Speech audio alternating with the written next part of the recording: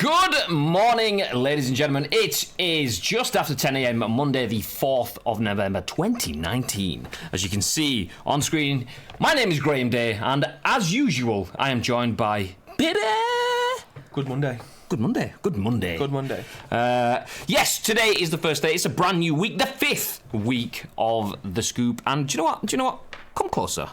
Let's bring you guys in over here. Hi. Yes, I have hat, I have hoodie. It's one of those days. Cold, tired, and I just felt comfort stuff. Whereas Bib, on the other hand, is looking mighty fine in his Ice Cream Uploads esports jersey. ! Merch in the chat if you're watching on Twitch, and you can figure out how you can get one of those bad boys yourself. Speaking of which, we are live on twitch.tv/Ice Cream Uploads. We are live 10 a.m. every single weekday, Monday, Tuesday, Wednesday, Thursday, Friday, and then you can come along, join us for the Scoop, get involved as we discuss a little bit of everything from this game. You can tell it's Monday. A little bit of everything from the games industry and beyond. And as well as that, if you can't be here live, we will be on YouTube a little bit later on in the day, and then all of the podcast services right in your ears. As Bibby's had enough, and he's gone. He's out of it. He doesn't even care. Chatbot is down. Chatbot is down. Nice. Well, great start to the week. But if you're in the chat, please let us know. I'm just loading up the chat now so I can see who we have in this. Arms of Atlas, Morning Pirate. Hey, don't know if you heard that or not. Baby was the other end of the studio. Deafening 8, Arms of Atlas, Pirate. Good morning. How is everyone? Good weekend all round. What's everyone been playing? What's everyone been up to? Loads of Twitch Prime loot. Yeah, I wanna show off my. Don't know if you can see it. This is my Stranger Things baseball cap, Hawkins High School. I should really, if I was being, on the ball, I should really be wearing the Ice Cream Uploads trucker hat, which is very similar to this, all black with an Ice Cream Uploads logo. ! Merch in the chat. Morning, says BK Connor, ropping. My God, let's just give up on words today, babe. I don't think we've got this in the bag. Do you want to try the chatbot again, my good man? Let's try the links in the chat. ! Merch. No.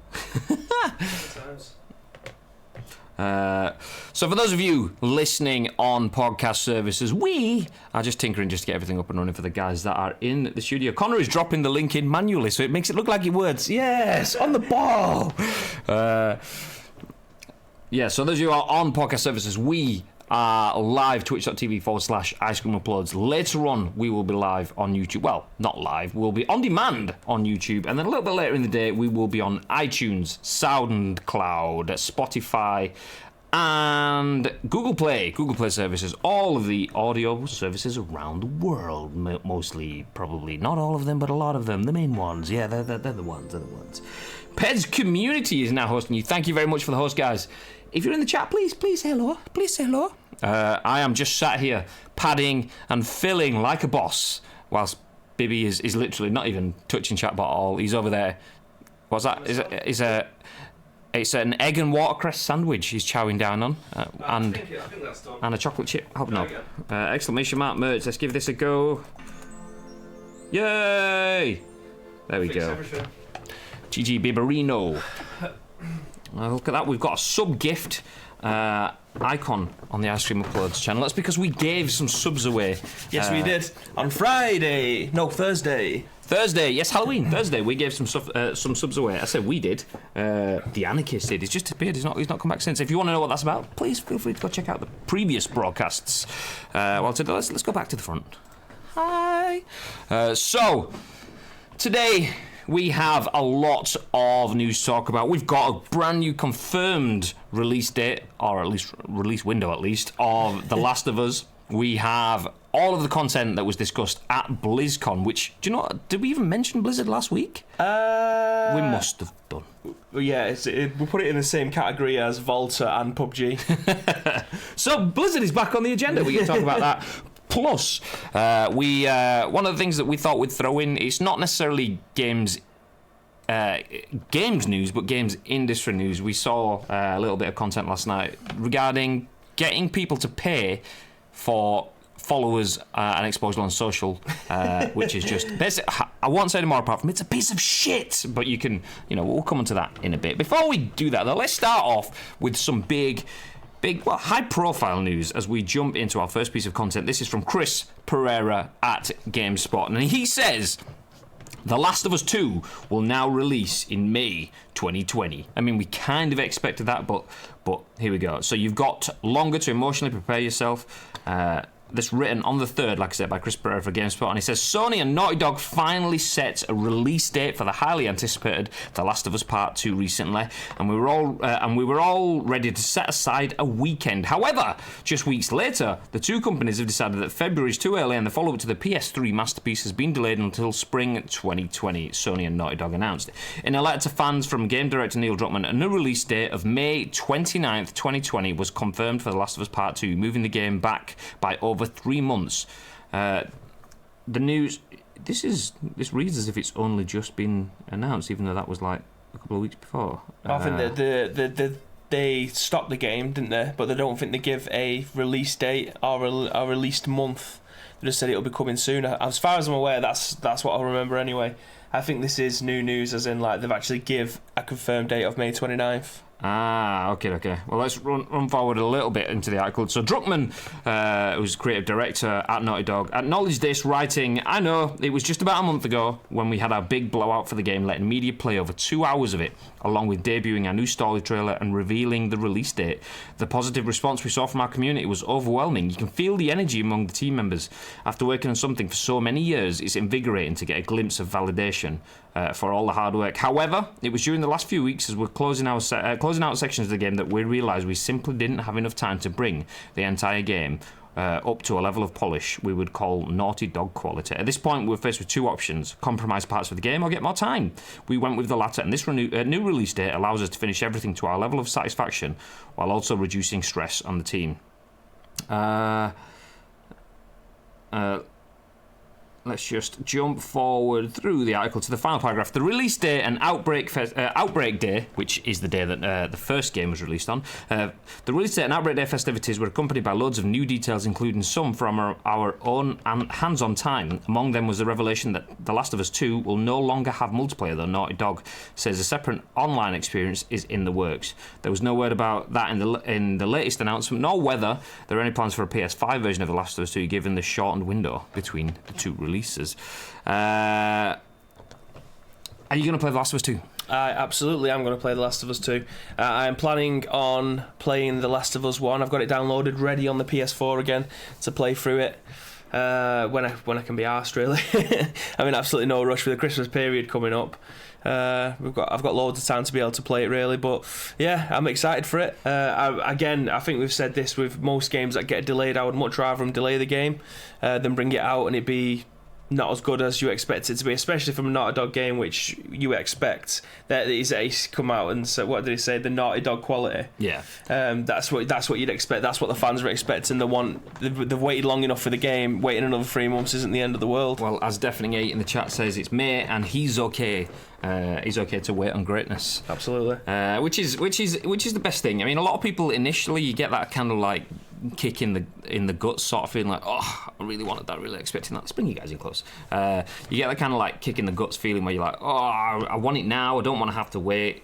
But would you rather have? I mean, what was the comment? There's a comment from one of the guys at Nintendo. I don't know if it was the creator of Mario or the creator of Pokemon, or I can't remember who, but he was basically saying, release a game that's not finished or not perfect and it will always be a bad game. Yeah. Release a game late and it can still be a great game. Yeah, absolutely. I mean, there's no amount of patches that are going to save most of the game. In fact, there's one game that's in our list to talk about today. There's no amount of patches in the world that's going to save that game. So, yeah, with a single-player experience, it's entirely story-driven. It needs to be good. It needs to be good out the gate. We expect it to be good out the gate. So yeah, that's fine by me. Wait another 3 months and let's have an exceptional game. Yes, exactly. Look at that trim, says Pirate. Oh, aye. Yeah. Good trim. Nice sub badge there, Pirate. I mean, it's almost like you received that in a gift last week. Nice. Yeah, I've got The Last of Us. I was thinking to myself, maybe I'll play Last of Us in the Christmas break. Just that sort of like a few days back to back. Nice. but then I'm thinking I want to finish all the first party things.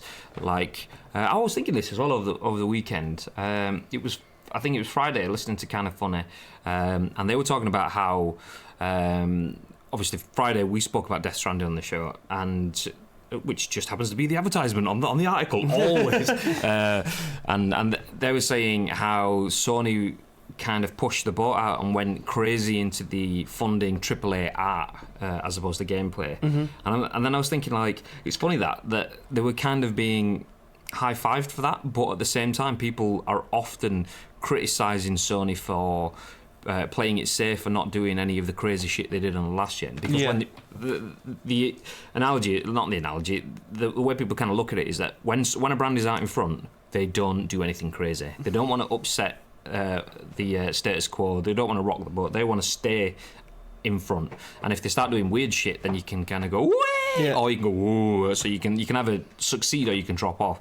And a lot of people are saying Sony are just kind of like, they're not doing anything crazy, not doing anything out there. But then I was thinking about it over the weekend that it's like, people are saying Sony are kind of playing it safe and stuff, but you just can't win if you're Sony, because whilst they are playing it safe, so to speak, if that's what you believe, they're also delivering first party single player experiences that no one else, like the games that we're talking about, so the Death Strandings and Spider-Man and God of War and Horizon Zero Dawn and The Last of Us. If that is playing it safe, then that's perfectly fine by me, because we keep talking about single player is dead. No, it's all about multiplayer now. Single player is but Sony have proven that it's not. And if everyone believes single player is dead and they're giving us these experiences, then surely they aren't playing it safe. Surely they're catering for an audience that isn't being catered for. Well, they needed to come out on the PS4. I mean, they've gone back to basics with the PS4 and it's worked for them. They've ended up creating games that people want to play. Some of the best games that have come out in the last 7 years have been first-party Sony games, which is why they're well out in front. People want to be able to pick up a PS4 and play on Spider-Man, which is the only console you can play on. Same with God of War, Last of Us. The games that you just mentioned there are games that people have been critical of, but in a very good way, because they are so good that people want to play them. They've reviewed really well, and they're experiences that people will go back and play 1 or 2, 3, maybe 4 times, rather than what are the first-party games that Xbox have brought out over the last couple of years. Halo 4. Forza. Yeah. Shite. Well, there is probably more, but yeah. It's shite. No one cares. Gears, there you go. Yeah. Gears did well, and I mean, I'm not a Halo fan. I'm not a racing fan, so Forza lost on me. Gears, I'm open to the idea of, but even still, Gears would sit behind. If I could sit there and play Gears 5, or play Spider-Man, I choose Spider-Man. Gears 5 or The Last of Us, Gears 5 or God of War. So they've done well with what they've got, and I hope that they take that mentality into PS5, because every console generation is a brand new start for each developer, each manufacturer, whichever one you want to call it. So yeah, I mean, I expect Xbox to come out swinging. I think they're going to push their Game Pass stuff again out the gate with the Xbox Scarlet. It's the ball is in PS5's court with whatever they're going to do. Hopefully they've already got games set aside to release alongside the PS5 to keep that momentum going. I think you mentioned Games Pass then. I think PS5 launch is going to be sort of the decider for PS Now. I mean, it's kind of a difficult thing, because I know PS Now is apparently like the biggest selling like subscription service out there. Apparently for games. Yeah. All right. Apparently it sells more than Games Pass, I believe. Maybe I'm wrong. I'm sure I've heard that. Let us know if anyone does know of that. But I think that's purely based on the install base of PS4. Yeah, well, it has to be, because there's no other way. Because you're not. For me, compared to Xbox Game Pass, I don't think the value for money's there, because it's a lot of old PS3 games and stuff like that. That's the thing. But I'm thinking the PS5, like you get the PS4, it's like kind of give or take. It is what it is now. But PS5, that is where they need to come out swinging and go, okay, this is something to get involved with. This is something that you want to get on board with. I mean, Xbox Game Pass, launch Game Pass, and you get ding, ding, ding, ding, PUBG free with it. But at that point in time, that was exclusive to that console, and they were just announcing the third map at E3. massive game at that point in time. And then Forza, boom, launch day straight on there. Gears 5, I think, launch day, boom, straight on there. So they're hitting it out of the park. And they've kind of missed the opportunity to do that with PS Now. I mean, PS Now launched and it was shit. Let's face it, and it was for 12 shit. months. He's paying £15 for Chung that. is not alone. But now it's down to £8. Okay, So, that's a better fee. But if it's £8 and you're getting some good titles, okay, maybe not. But then if they release PS5 and they come out of the gate going, do you know what, actually, not all of the games, but maybe the big first-party game is free for PS Now.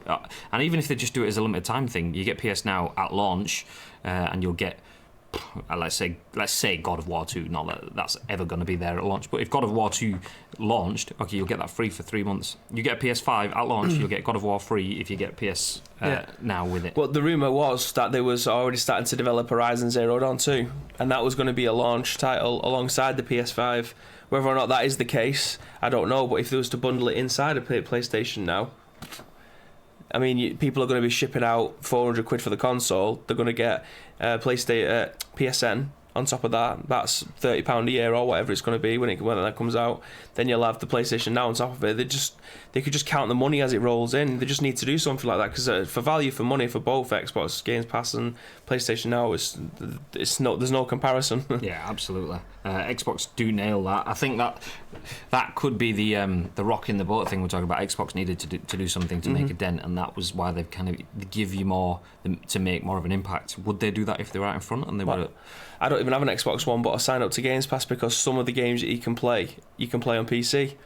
However, I need to update my PC to be able to play them because I need 90. I need like version 19, but I'm on 17. But it says it's going to wipe my computer if I go up to 19. So I was like, I'm not doing that. But anyway, next article are we doing this one?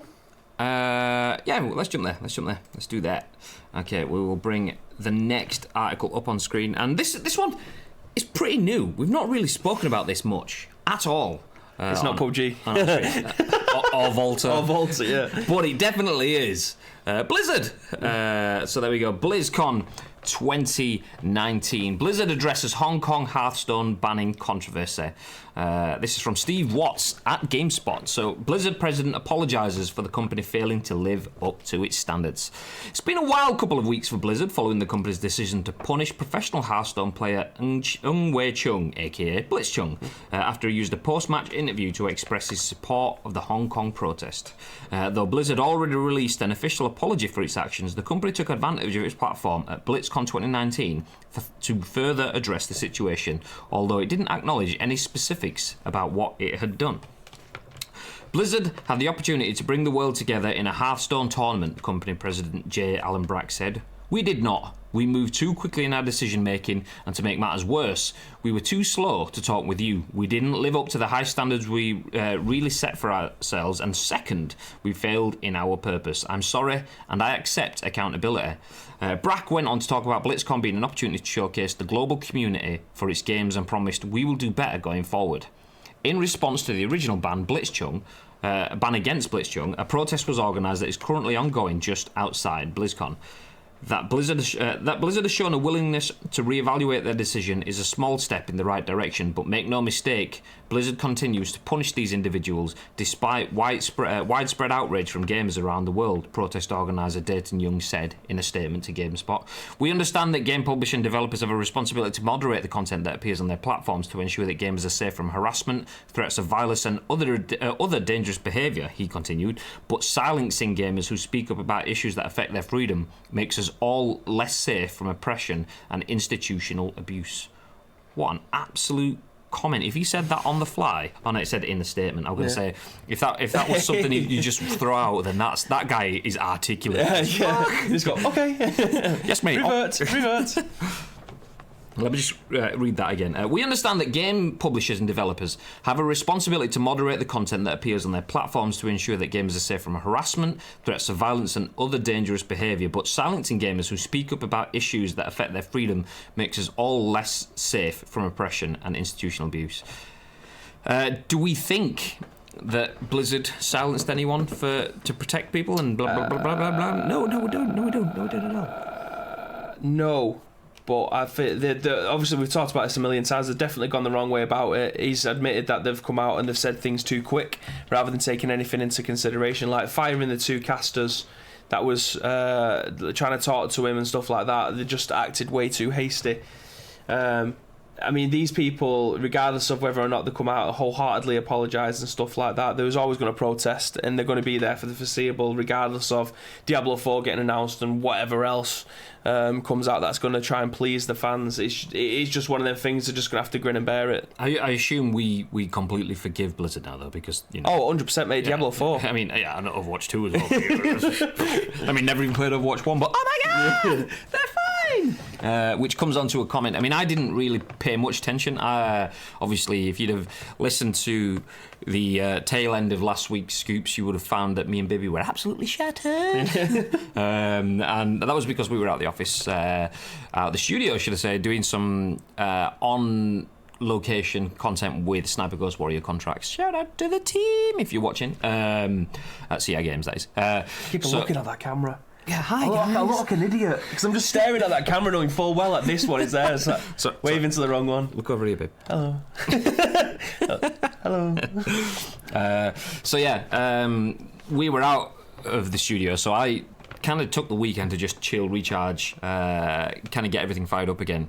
So didn't really look at anything from BlizzCon. I know there was from BlizzCon, should I say? BlizzCon. They should have his own coverage. Yeah. So I didn't look at anything from BlizzCon. The only thing I saw was Alana Pierce put a comment out that kind of echoed what we just kind of joked about then, was the fact that she's not commenting on any of the BlizzCon announcements, so around Diablo, around Overwatch or anything, until the whole situation with Blitzchung and everything around that is sorted, because she felt a long time. Yeah, is it going to happen? No, it's never going to happen.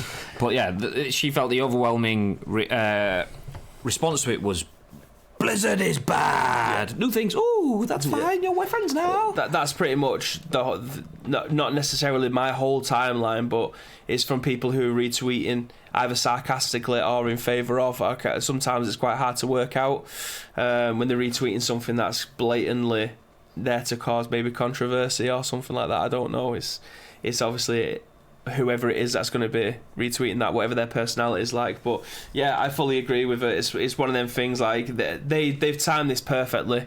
They've come out, they've apologised. I do not believe that Diablo 4's even started to get created yet. I don't even believe that there's any kind of gameplay knocking about. Otherwise, they'd have shown it. It was like, if I can remember, this is again testimoniology, I didn't even know it was only over the weekend, but I'm sure it was like a 2-minute CGI trailer of things happening rather than it being gameplay footage or anything. So I reckon they've made this wasn't meant to be announced for like maybe another couple of months, maybe like May, June next year, but just to try and get people back on side, they've gone, do you know what, let's put a 2-minute trailer together, announce that Diablo 4's coming, and then see what's going on.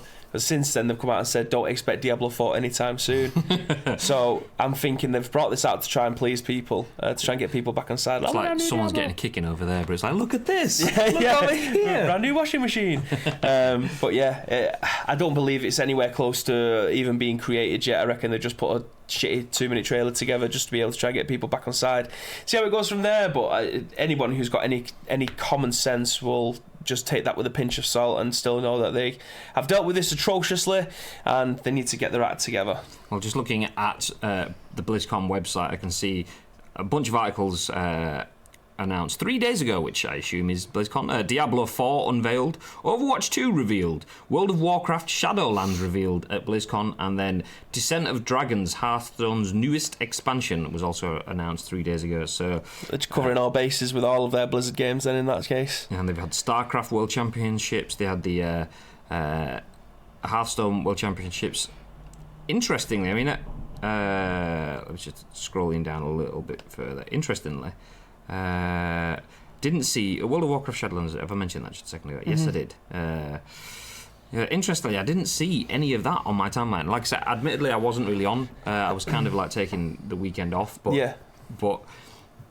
yeah, the only comment I saw was around, like I said, people were getting behind Blizz, because that's 4 big announcements. If you're announcing expansions to Hearthstone and to World of Warcraft, plus announcing 2 brand new games, not new IPs, but new games in the series, that's a huge amount of news, which under normal circumstances, you'd be like, that's a shitload of stuff there. But like you say, it does feel a little bit like, okay, we need to just put a lot of stuff out just to deflect. It's 4 massive games, 4 massive genres, trying to silence, quote unquote, the rest of 4 different genres of people who play these games. So you've got the card game in Hearthstone, you've got World of Warcraft MMO, you've got Overwatch, esports PvP, first-person shooter, and then and Diablo 4, which is a dungeon crawler, third-person isometric view.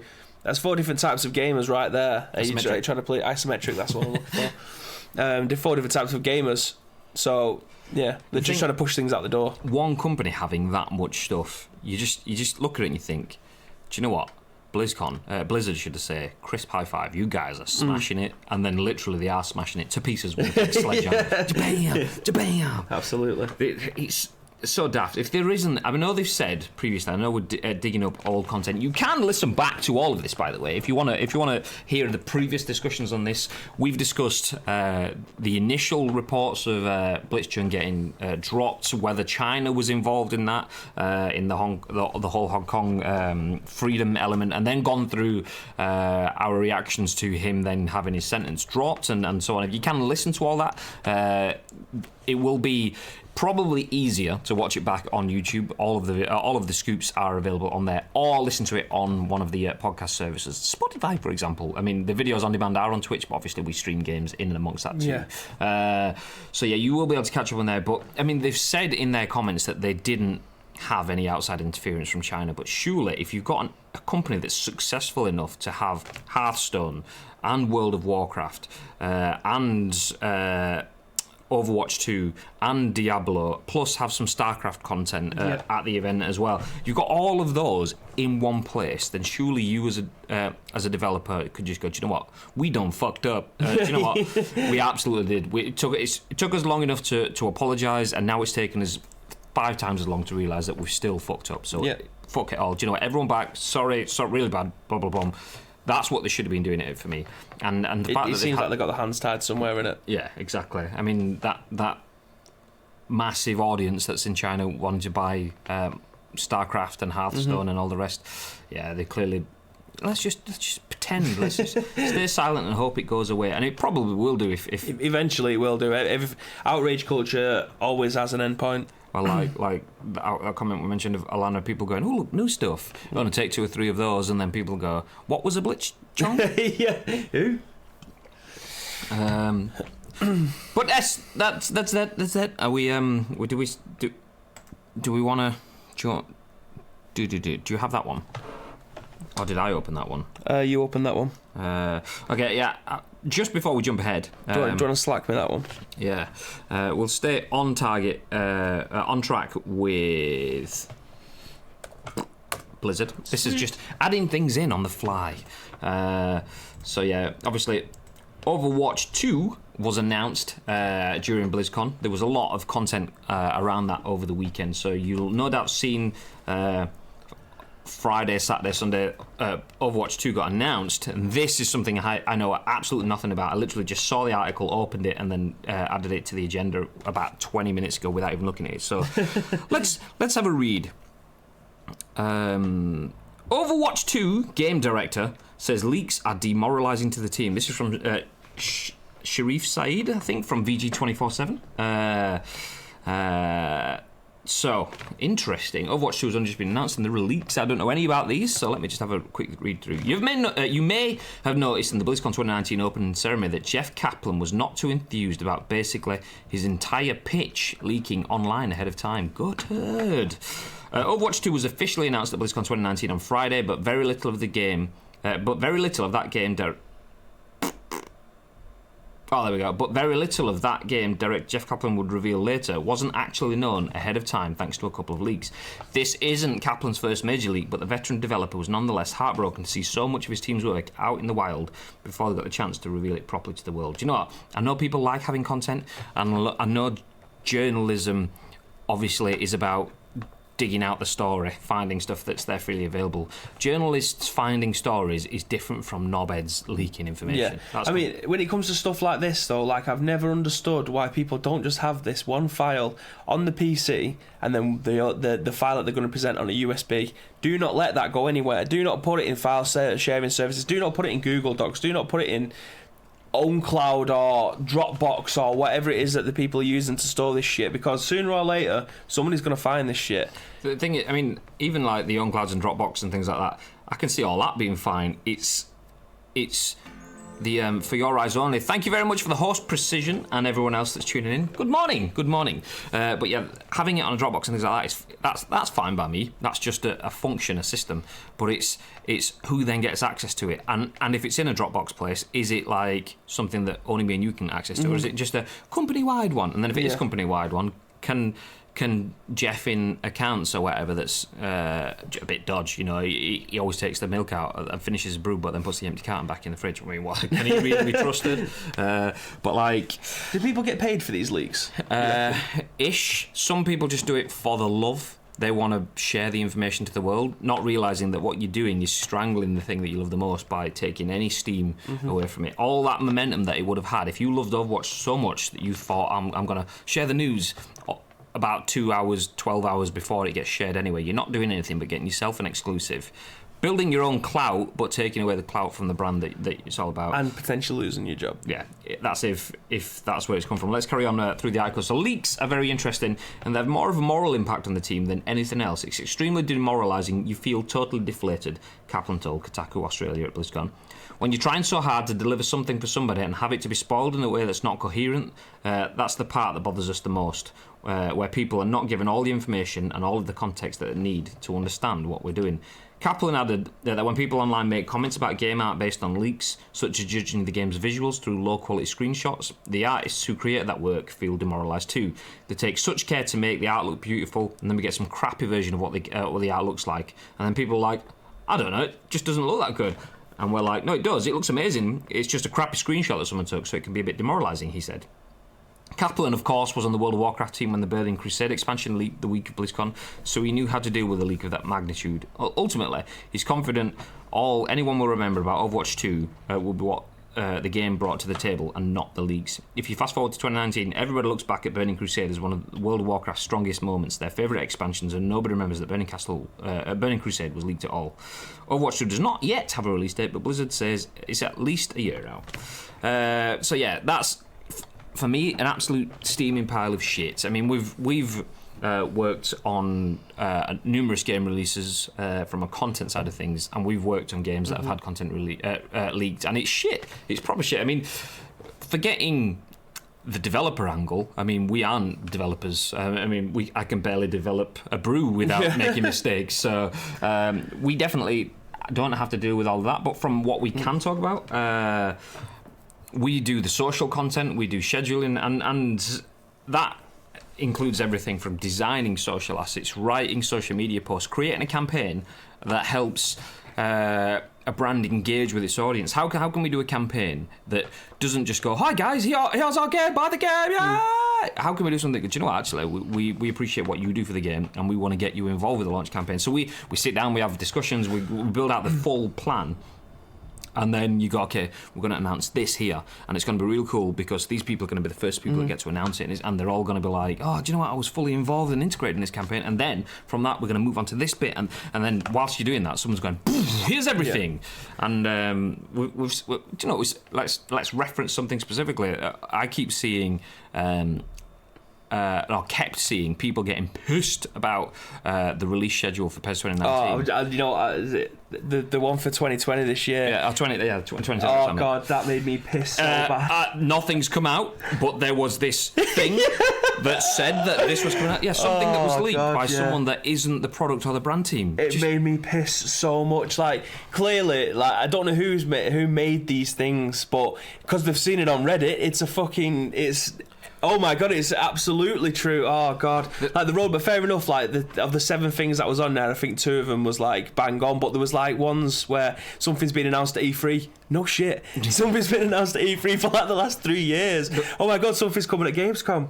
no shit. Something's been released for the last 3 years. It's like, you fucking idiots, why? The thing is that, like, I had no idea where that came from. I don't know who found it, who wrote it, or whatever. Could be real, could not be real. I don't know. I genuinely don't know. But even if it was real, it wasn't shared. It wasn't FYI. It wasn't for your information. So even if it was real, you can't get pissy because, do you know what, that thing that wasn't for me that I read over your shoulder that you didn't tell me about because it wasn't finalised, finished or confirmed? Yeah, I'm pissed that I now... It's not just that, though. Like, you've got to look at the Last of Us stuff now. Like, they would have had a roadmap put in place that would have been internal for people to see, and now that roadmap has obviously taken the 3-month hiatus and it's been moved. Things fucking change all the time. Like, it's not for just because something's set on a piece of paper doesn't mean that the piece of paper is going to last for an entire year. Things move because other things move around it. Do you know what I mean? So just because it's on the internet doesn't mean that it's true. I mean, it could move because your development actually it's taken longer than I thought. It could move because a first party's gone, actually we've got something else releasing on that day, so it's probably better if we move it. However, blah, blah, blah. Or it could be that things just don't get signed off, or it could be, do you know what, actually we've got something even better. So that thing that we want, we make bam, and it's like, no, mate. Spreadsheet, screenshot of a spreadsheet, as Precision says. Screenshots of a spreadsheet, lol. That's what I mean, though. It's so dumb. Like, the thing is, it usually comes. The people who get pissed the most are usually the people who are the furthest away from working in any kind of media, regardless of if it's video games, whether or not it's movies, whether or not it's journalism of any kind. It's usually people who get the most pissed are the people who are furthest away from those things. Yeah, absolutely. That's the perfect word. I mean, they're passionate, they're passionate, but also clueless. It's just like, because I love it, I am right.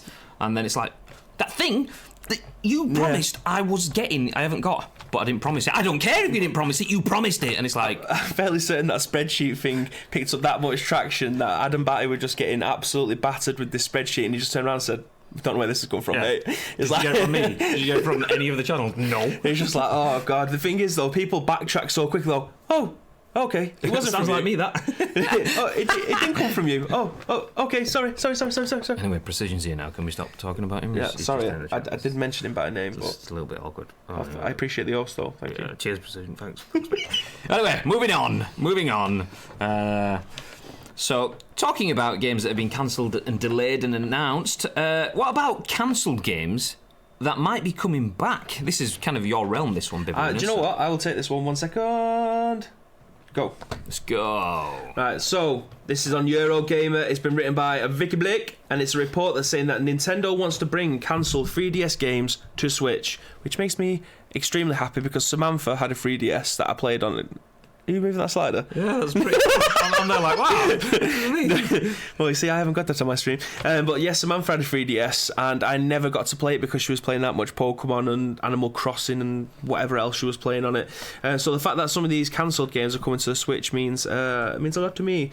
So Nintendo is rumoured to be considering bringing a range of cancelled 3DS games to Nintendo Switch, including previously cancelled Fire Emblem games. I have never played a Fire Emblem game, but they always look pretty tasty. In an interview with Kinda Funny, former Game Informer editor Imran Khan, jeez, that was a mouthful, spoke at length about what he'd learned about Nintendo's plans, including details about the recent shuttering of Mario & Luigi Bowser's Inside Story Plus. I definitely think I played that. I'm sure that was a DS game. Maybe that was a new one. Bowser's Journey developer Alpha Dream sold 11,000 copies in its debut month. Yeah, I thought I'd played that. I just didn't read the rest of it before I started commenting on it. As a result of the RPG's lukewarm sales, Nintendo reportedly scaled back the 3DS plans, including several games which are already in mid-development, such as Style Savvy and reportedly unannounced Fire Emblem game. I know there was a Fire Emblem game remake in the works for 3DS, and that was one of the things they shuttered, Khan said, thanks to VG247. So maybe that's one of the things that they'll bring forward in the future. There's a few tweets here, basically, that just goes down into numbers. So for those of you that listen on podcast services, I'll read them out too. A surprise analyst says that region broken down of light sales is similar to a console selling 800,000 K in US versus 390K in Japan. Usually Japan leads handheld launch for the US, catching at the end of the life cycle. Analysts say light may have found a new market in the US. That does surprise me, to be fair. Yeah, but interesting. Then again, the Vita sold extremely well in Japan. It's still doing well over there. But obviously it's completely dead over here. Yeah, but that's why that's surprising. 800,000 lights being sold in the US versus 390. That's over twice as many. Do you reckon that's because people in Japan was just satisfied with, like, I've still got my normal Switch, I'm not going to be going to a Lite. Do you reckon it's because the price point was cheaper and you got something like, was it Pokemon bundled in with it, compared to the expensive one, which was £350, I think, and I don't even think at the time, I mean, you got yours with Mario Kart 8 and Pokemon for 300, was it? Something like that. Yeah. Was that on a deal? Yeah. But compared to the Lite, I think the Lite was $199 with 2 games out of the box as well. So again, it could just come down to price. Yeah, like you say, I mean, that stands on its own as a start. That's like a boom. But yeah, the context, there's an untapped market. If Japan's already at saturation point, then not everyone's going to go, do you know what, I want another Switch just because there's another Switch. A lot of people will go, I've got a PS5, really want a PS4, really want Death Stranding, but I'm not going to buy the Death Stranding PS4 because I've got one. What's the point in that? Absolutely. But for me, even though it's come over to the US and sold that well, that's only good news for Nintendo going forward, because obviously what they're bringing out works for everybody. Fair enough, you can't put it on your TV, blah blah blah, but there's still people are going to start making more games for it. That's the reason why the Vita failed, because no one wanted to play the games on it. It didn't sell very well. But having that core install base, that's the thing. Though. I mean, I know the Switch, the idea of the whole concept of the console is you can switch between a portable and a living room based console. But I think building that install base, you kind of build it out. No doubt there'll be something that comes along where there's a wire or whatever that you can just plug your light into your there will be dock. A third party coming out sort of some point, 100%. So but it might get to that point, but if they come out with like solid releases for people to play on the go, that will make the install base, and then these people will go, do you know, actually, I've got this, I'm invested in this ecosystem, now I'm willing to make the ecosystem be something that I utilise in my living room, on my couch, on my TV. Well, the only time I'm ever going to recycle my Switch is for if the rumours were to be true, that they're going to be bringing out a Pro version, which means that they can actually run these games at 1080 on your screen and in handheld. They've got a better chipset, so the graphics, you can actually push games like Doom to its absolute limits rather than scaling back some of the things. So how does it work? Does it do 1080 on the screen? Yeah, so in docked mode it does 1080, but in your hand it's only 720. Yeah. Interesting. So if they brought out a Pro version with a better chipset, better RAM and stuff like that in there, that you're able to do 1080 in both, that is, again, I think I said this on Thursday or Friday last week, that for me is the future of gaming, being able to take your experience everywhere, like you said about Master League, being able to play AAA games on the go wherever you go, dock it, play it. I'd easily pay the extra £200 to be able to do that with any console. Yeah. Especially because Nintendo are pally with there was something about Xbox Game Pass maybe coming to the Switch as well, because they're being so pally with each other. Now, if that was the case and you'd be able to play them games anywhere you went, because it's just via a streaming service, so you don't even need... Just imagine, like... I mean, how would that work? Would Gears be a first party only kind of thing, or would because it's on the Game Pass, or would they make it so that Gears is only Microsoft only, so PC? I think if you was to throw enough money at them, they would probably include that in it, so you could play it on the likes of Nintendo, depending on how pally they are. It does kind of work though, because we were talking last week at PS4 is now the second biggest selling console of all time, whereas is this on course to I think it's maybe fifth or fourth, but by the end of its life, mate, it's going to absolutely smash it. Again, if they're taking all three, if the Pro version of the Switch comes out and they're taking all three SKUs into a consideration across the board, saying the Nintendo Switch all encompassing all three, Lite, normal and Pro, then I could easily probably see this eclipsing the PS4 maybe. Interesting. I mean, there's certainly every incentive for Nintendo to capitalise on the Switch. Of course, we recently reported that Switch Lite was off to a good start, selling 1.95 million units worldwide in the first 11 days, which is a stat that we focused on last week. So 2 million units in 11 days for the Lite console. Carry on that at the pace, plus then you've got the standard console, which is giving you two separate concepts, and then you throw in a Pro element into the mix as well. 18 months later, they've sold 3.13 copies of Zelda. And that's a very... I don't want to say it's a niche game, but have you ever played a Zelda before? Not since NES or SNES days. There you go. Half the office upstairs probably haven't played Zelda either. But it's I want to say a niche game. It's not a niche game. It's just if you like RPGs like Zelda, you're going to pick it up, and 3 million people clearly do like Zelda. So how many other people have bought a Switch? Yeah, I mean, Zelda is renowned as being a phenomenal series, and the games are really good, but quite often... it tends to be people that are invested in Nintendo and have Absolutely. been for a long period of time. I was always Sega, and then went PlayStation rather than 64. I mean, I eventually got 64 as well, but my first port of call was PlayStation. So yeah, Zeldas and stuff passed me by. I've never played Zelda before. My viewers rinsed me, says Precision, and he also says, I hate you both so much. I love you too.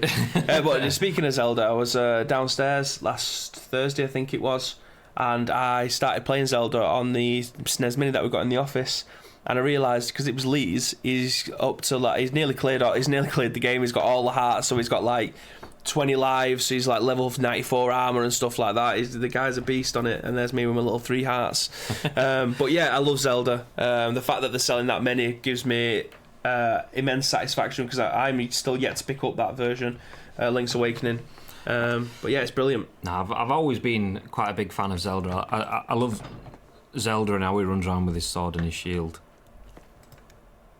Waits for chat to get triggered. It's not Zelda, it's Link! I'm just giving you a slight dirty there. But moving on. Which one do you want to go for? Would you like to go for this one, or would you like to go for the dead game? Let's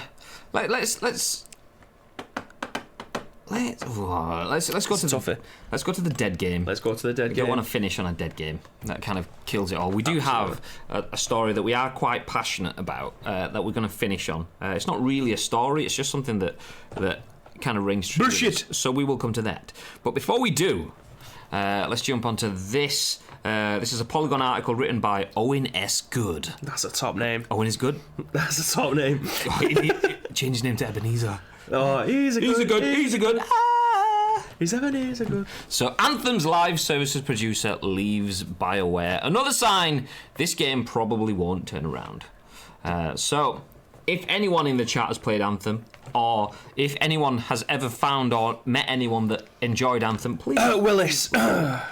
Really? Mate, he was invested in that game for like a year. I'm calling you out, Willis, you piece of shit. What, in terms I told him like for a year leading up to this game that it looked pants. I said they've only released the bloke floating around in the air in his Iron Man suit, but he was like, Iron Man suit and Destiny put together, this could be a great game. See, I was on board with the same thing, but for probably a month or 2, maybe 3 months. So it was like E3 2018 or whenever it was, whenever they showed the trailer, and I remember like you got. It almost kind of looked like Apex Legends, like where they're dropping in. Yeah. So this dude like, and he goes like under this sort of like rock kind of structure, and he flies out the other end. And I'm thinking, this looks fucking shit hot. The graphics, oh my god! But then like 3 months later, I'm like, just showing the same thing over and over again. That's kind of a bad sign. So it was just like, it became one of those things like, what you're looking forward to. Oh, I'm looking forward to playing Red Dead, and I'm looking forward to. And someone goes Anthem. You're, oh yeah, Anthem, yeah. It's like completely forget about it. I mean, the lads upstairs was buzzing for it as well, weren't they? And none of them ended up buying it. They just ended up playing it on Origin Premiere or something, whatever it is that you can get. They play the game for like 10 hours, and then they're like, "Fuck this shit." Yeah, I am never picking up this game again. So let's jump back into the article written by Ebenezer Good, Owen S. Good. Anthem's chief developer for live service, aka the whole reason the game was made, basically, has left the studio. It's another sign that yikes! It's another sign that BioWare's sci-fi open world big bet probably won't be getting that familiar. Okay, now it's a good game, redemption story after a year's worth of post-release support. Chad Robinson announced via Twitter on Thursday that he would be leaving BioWare after 14 years at the company. As the live service director, Robertson had been the public face behind the promises that Anthem would be getting better, following a thud of a launch in February and major revisions to its content roadmap soon after. His tweets read, I'll read these out now.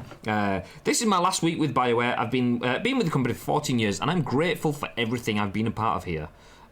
Star Wars, is it the Old Republic? Yeah. Anthem, the Austin studio, and BioWare are in good hands. You can expect great things ahead. I join as a fan now and look forward to playing BioWare games for years to come. I'm very excited about the next step of my journey in the games industry and look forward to sharing that soon. Do you know what? I'm quite impressed. We didn't get the I'll see you all online soon. That's usually what you get in the I'm a fan now. I can join back in. I'll play you all online. Anyway. I can smell the bullshit falling out of his statement. There is no way he's picking up Anthem anytime soon. Fuck this shit. Anthem lead producer Ben Irvin also left BioWare in August. Around the time Anthem's 1.3.0 patch update finally delivered the promised Cataclysm endgame content.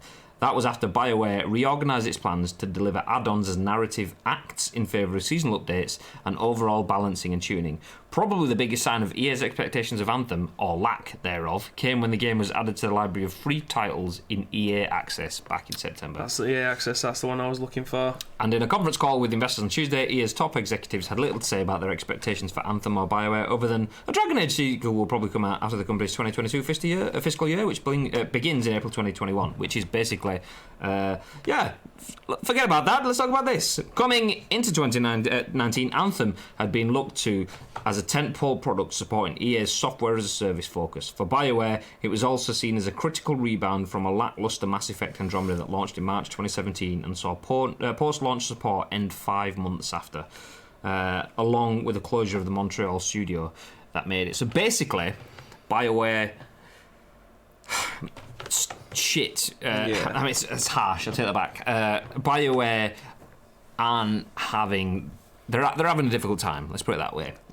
Calling them shit is not fair. Clearly, there was a lot of potential in Mass Effect, and clearly there's a lot of potential to Anthem. They did create a good concept. They did create phenomenal key art, and the visuals and everything that was around that was fine. But whatever happened in there, I mean, they're trying to provide a live service or games as a product, games as a service.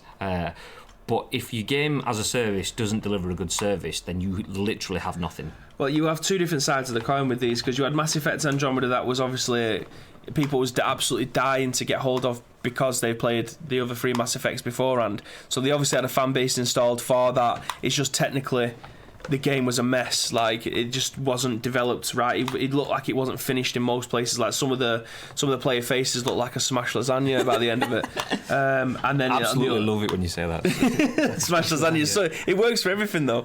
And then on the other side, you had the Anthem thing, which just seemed to lack any kind of content to keep people interested. So yeah, it looked polished. It probably worked really well, and technically was probably a good game. But a lack of content in a live service game is criminal. You can't ship a live service game without having the content there. It just doesn't work. Yeah, absolutely. And having no content, people will deal with that for a short period of time. Not at launch. I mean, you need 3 months of content, and then if things start to dry up, then people will deal with that as long as you've got a solid product. But there was loads of game-breaking bugs that people were just like, fucking shit. I mean, not only have I not really got the content, but the gameplay side of it's all going to pot kind of thing. I did remember seeing some comments about the updates and the quality of life stuff that they've released has improved it, but when I get it's kind of one of those things now. It's like you don't have a game that sounds good and it's shit. It's like, oh, you've anthemed. That's it. When you get to that point, just give up. Just I mean, rename it to call it like Schmanthem or something, and release a new one. Job's good. They had this. Forgive me if I'm wrong. Anyone who's out played Destiny 2, let me know if I'm saying this wrong. But I'm fairly certain that Destiny 2 shipped out with not much content in the game. There was people who was complaining that Destiny 1 had more content in than Destiny 2 did at the time, which they were very, very, very quick to obviously turn that around by putting more expansions in. So by the time people got raid ready, they had a raid ready. They had a raid there for them. So every time that they was to bring out a new expansion, people would get raid ready again by going through the previous things. But in Anthem, that doesn't seem to be the case at all. They've just kind of flopped. They haven't give anybody anything else to come back and play. I mean, even if this was probably in the bargain bin, which it was actually, I think Pirate will back me up with this as well. It was on the shelves at the Argos stand at EGX for £7.97 for Xbox One. And I didn't see many people flying to come and pick that up even for that price. Heartbreaking. I mean, for a game so big and so anticipated to just be $7.99 next year's EGX, heartbroken. But that shows you what it is. You can't just rely on the fact that you are a successful brand and you are a successful developer, or your title's been shown here, there, and everywhere at E3s or wherever. You can't just rest on your laurels and that sort of thing. So I'm Absolutely. trying to find the chat, because there was a chat message from Luke, but the chat. I've got it here. I can tell you. BioWare used to be good. That they've fallen from grace nowadays. It's such a shame. Yeah, exactly. And it doesn't matter who you are in terms of a developer. You could make the Mass Effects and get absolutely high-fived all around the world, but as soon as you start dropping the ball, people will realise that. Again, for a live service game, you need to keep going. You can't stop. You can't be high-fiving each other as soon as it's shipped out the door. Well, not even that. E3 trailer. Do we want to add something else to it? No, just the one trailer is fine. We don't need more than one trailer. Yeah, but what about the actual game? Did you hear me say trailer? Makes you wonder if the people developing the game are testing it for the fun factor. Seems like most are doing it these days, but that's my opinion. Ever heard of a game called PUBG before, lads? Do you know what? It's an absolute shit show at the moment. Let's talk about PUBG. Yeah, we've got our resident PUBG here. I was playing it over the weekend, and I was kind of like up and down. It's clearly one of those games where if you win, you feel like it's good. And I won a game the other day, 9 kills, on fire. Felt, do you know, it's actually playing really well. There was a few bits where I thought, maybe I was lucky in that, but because I was the winner in the 1v1, I was thinking, oh, maybe it wasn't. Maybe it was just fine. Maybe I'm just a bit crap or whatever. You've just been dinged. Ding, ding, ding. Ding, ding, ding, ding. But I'm thinking, oh, well, I won the 1v1, so maybe I was just a bit shit in execution. It just didn't feel right. And there was one bit where I'm sat there playing and Danielle's sat behind me, and the ARM, most powerful gun in the game, anyone, level 3 helmet, whatever, headshot, dead. Hit him in the body, it'll drop them down to like one shot. So anyway, this guy on a tree, just about to headshot him, and he was crouched, so like into his head, just as I pulled the trigger, it stood up, boom, body shot. It's like, okay, well, I'll just switch to my M4 now as he's running away, shitting himself because he's like got 10% health. So I go, pop, hit him with the M4. What the fuck? Okay, maybe I've hit limb or something, I don't know. So definitely one shot now. Pop, hit him with the M4, blood splats from him again. I'm like, what the fuck? Literally watching this guy run away, and I'm like, and then he, about 5 seconds later, he went, just fell to the floor, and it was like, you've killed this guy. I was like, literally haven't pulled. Oh mate, that ping is all over the place. It's horrible. It's desync as well, console to console desync. Well, usually I ask you when we start the show what you've been playing this weekend, but we just jumped straight into it today. So is that the only game you played this weekend? Yeah, that's it. We were potentially going to play some Overcooked, but just didn't. It was kind of like a chilled out weekend. I watched almost all of the late season of Power on Netflix, so we had some TV time, and then in between that I had a little bit of PUBG.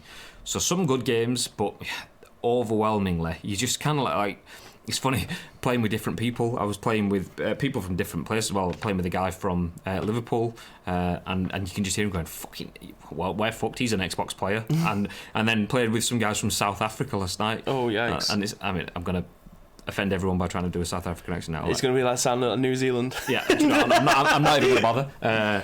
But yeah, basically, even the South African guys were like, "Yeah, these guys are Xbox players. We've got fucking no chance." And it's literally like that every single time you play against someone that's on an Xbox. You just feel, yeah, I'm fucked. I'm at a disadvantage. But I played on Saturday. Well, the early kickoff was United game. Then after the City games, I'm not going to go into it. But yeah, I played Battlefield 4 on my PC. Oh god, I forgot how good that game is. Like there was a game mode on it, and it was like you started off as level 1 and you had to get to level 18, but every level there was a different gun. So you started off with a really shit gun, but then you work your way up to like a beast gun. And I played that for about 4 hours. So the level 18, is it in the same game? Yeah. Is it like, yeah. So like gun game you'd get on COD, where you start off with like a knife or a pistol. That's it, yeah. Then when you kill someone, it instantly changes to the next weapon. Yeah, that's it, yeah. So, but the game would last like 40 minutes. But my God, like compared to playing COD, the Battlefield is so tactical. Like I was proper in love with playing it though. Like as I'm doing it, like when I've died, it's like fuck. It's because I'm stood there, I'm not peeking, I'm not doing whatever. But it's such a good game for the sake of £3 that I picked it up for. My God, so good. I love how you ditched Overcooked to have a chilled weekend. Shows you how frustrating the game is. Yes! How stressful the game is. Absolutely. I mean, me and the missus were talking about it, and then we just kind of, in the end, didn't. But yeah, it's definitely... It's probably on the cards for this weekend. I think just after having like such a long week this week, I think it's probably going to be an Overcooked weekend coming. If not, some evenings on it, but yeah. Should we do the last story? Yeah, let's jump in. Okay, this is not not so much a news story, but our take on some content that we saw on Twitter yesterday, which is absolute a crock of shit. The reason we're kind of going to focus on this as well is because we know that a number of the guys, including ourselves actually, that are in the chat are small streamers, so they put it. However, there is someone out there that is predatory. That's the only way I can say it, is predatory in terms of they are looking at streamers and trying to fake numbers for them and charging them for the privilege of doing so. So let's bring this up on screen. So this tweet here, as you can see, is from Support Streamers at Substreamers. Introducing promotion campaign packages. Currently, we offer 3 packages. If you need more information or to place an order, DM us via Twitter. Important, and this is the key bit. All the organic followers and traffic towards your social media are generated through giveaways. And then, so their packages are, they have 3 promotion packages. Gold promotion, which is 200 plus new Twitter followers, 50 plus new Twitch followers or YouTube subscribers, and 3 Twitter giveaways featuring your social media. Then there's Diamond, which is the same sort of thing again with a few extras, and then there's Platinum, same sort of thing again, a few extras. $35, $70, and $130.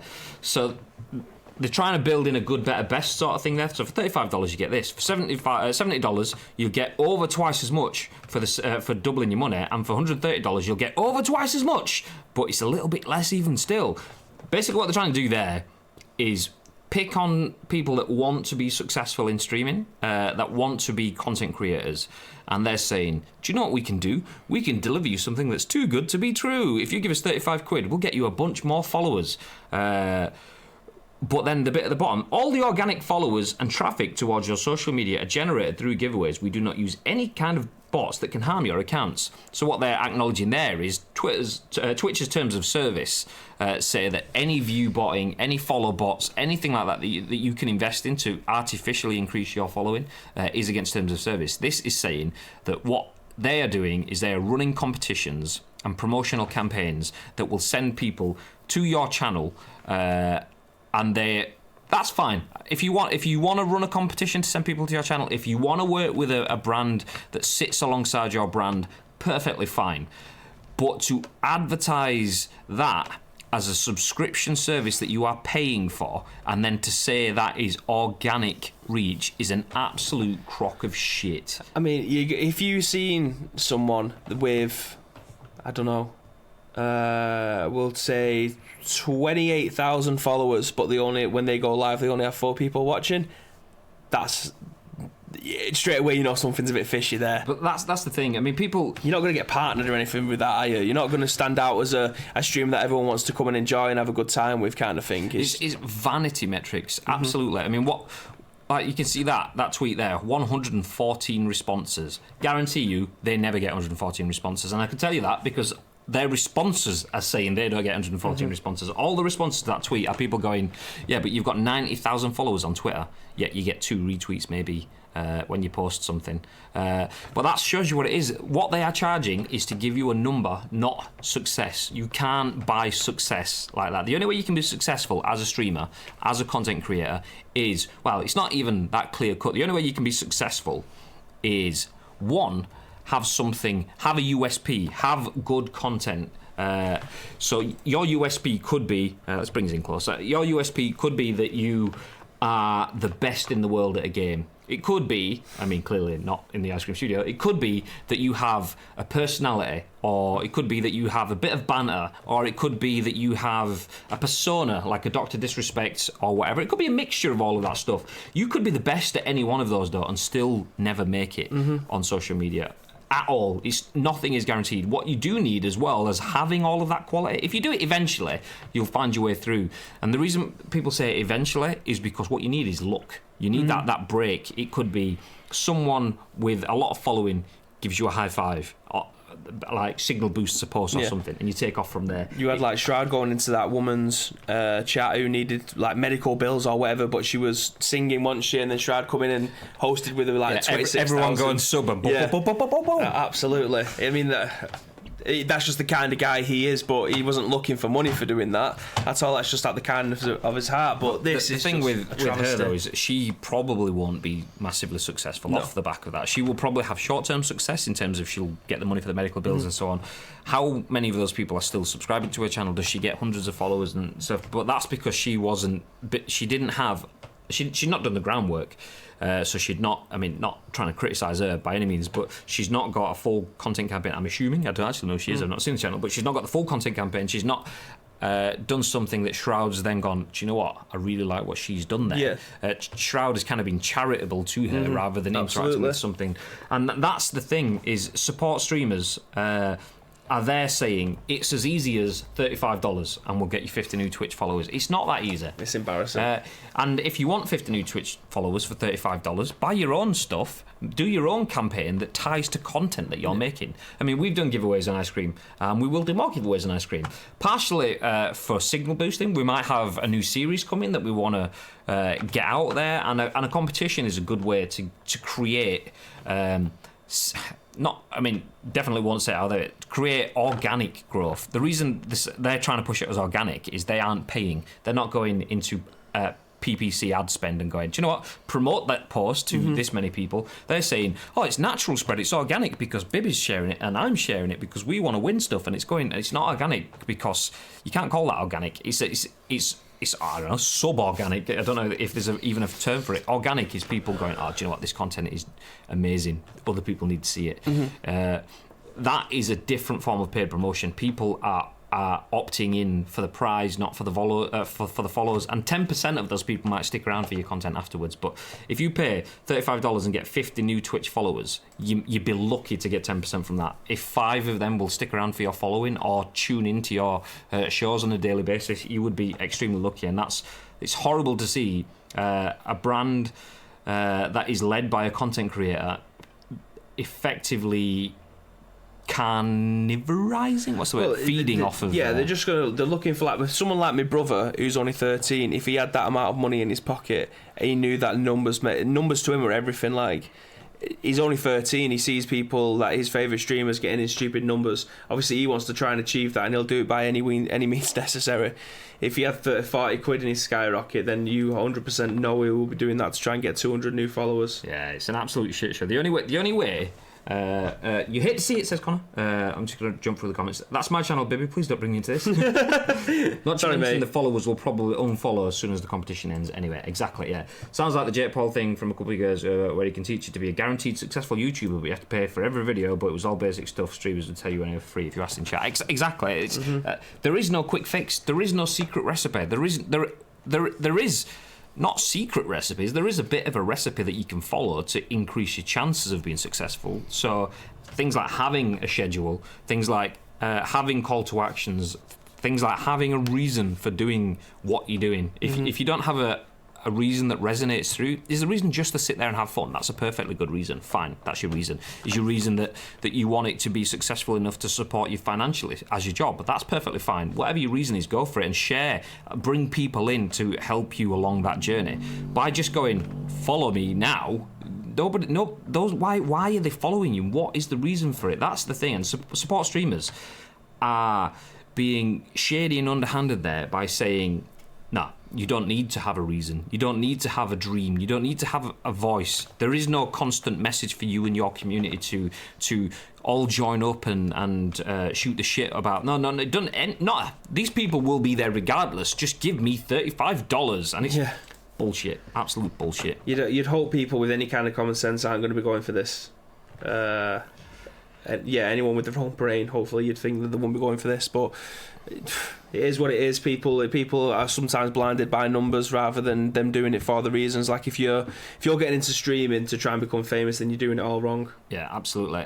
That's the thing. Is another good person that I like to watch because he's the most down to earth and nicest established streamer. Cheers, streamer. mate. Thank you. Is a Canadian guy called Halifax. Once again, plays PUBG.